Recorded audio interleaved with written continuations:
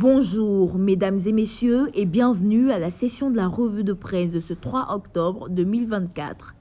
Démarrons avec Fraternité Matin qui, à l'issue de la rencontre hier dans le cadre de la révision de la liste électorale, fait savoir que la CEI, les partis politiques et la société civile s'accordent. Le mandat embauche la même trompette et barre sa une en écrivant que Cuibier, les partis politiques, la société civile s'accordent sur le mode opératoire de la révision de la liste électorale. Le président de la CEI annonce selon le mandat des machines pouvant accueillir 50 requérants par jour. C'est d'ailleurs cette innovation majeure que le patriote met dans sa vitrine et faisant réagir Cuibier qui dit que les machines sont prêtes pour absorber 14 millions de requérants. Pour l'expression, ce sont de nouvelles dispositions que Cuibier dévoile, non sans lever un coin de voile sur ce qui est prévu pour les Ivoiriens vivant dans les pays membres de l'Alliance des États du Sahel. Sur le plan local, le Jour Plus révèle que la CEI accorde 5 faveurs aux populations au terme des échanges francs et fructueux qui ont eu lieu hier. Le matin informel pour dire que le PDCI, le PPACI et le FPI sont finalement tous d'accord avec la CEI. D'ailleurs, le nouveau réveil semble corroborer cet état de fait en barrant sa une avec le fait que pour avoir des documents en vue d'être enrôlés sur la liste électorale, des facilités sont accordées aux Ivoiriens grâce à Thiam.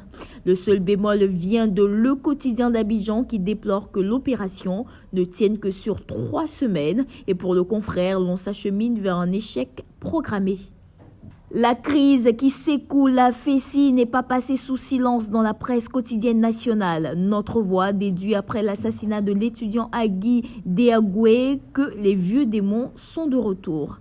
L'avenir qui met en lumière la réaction de l'État annonce que relativement aux crimes et barbaries de la FECI sur les campus, le gouvernement arrête des mesures fortes pour mettre de l'ordre. Toujours à propos de la crise à l'université Daniel Hermond affiche que le PDCI RDA, les parents d'élèves et organisations syndicales réclament justice.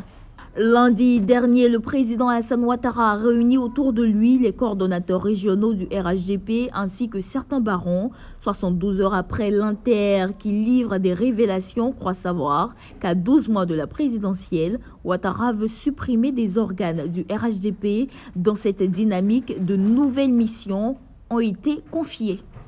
Avant de se quitter, parcourons la une de Soir Info qui nous conduit à Alépé où un bébé de 3 mois évacué d'urgence à l'hôpital après une overdose d'alcool.